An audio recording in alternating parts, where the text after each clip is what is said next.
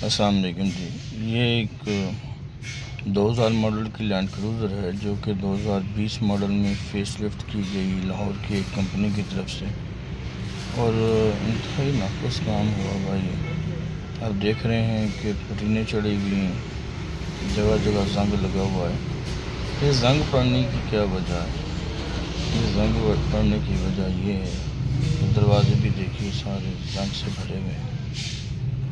وجہ یہ ہے کہ اس میں پانی کے راستے نہیں بند کیے گئے، یعنی جو فرنٹ سے بیک تک یہ دیکھیے ڈکی جتنا کام کیا گیا ہے انتہائی ناقص طریقے سے کیا گیا ہے.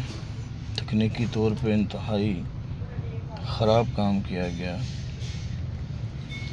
پانی کو روکنے کا کوئی انتظام نہیں کیا گیا، راستے اس کے کھلے چھوڑ دیے گئے اور وہ پانی تمام باڈی میں سرائیٹ کر گیا اور جگہ جگہ زنگ پڑ گیا. یہ ڈرائیونگ سائڈ تو بہت گلی ہوئی ہے، اور جو انجن کا ہوتا ہے وہ انتہائی گلا ہوا ہے. یہ دیکھیے آپ، ہم نے اس کے پلر پر سے بھاری پٹیاں ڈالی. یہ دیکھیے اس کی وجہ کیا ہے.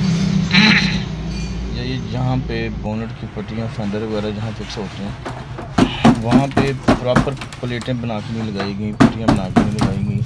وہ صرف 2-3 پیس لگا دیے گئے ہیں فینڈر کو کسنے کے لیے.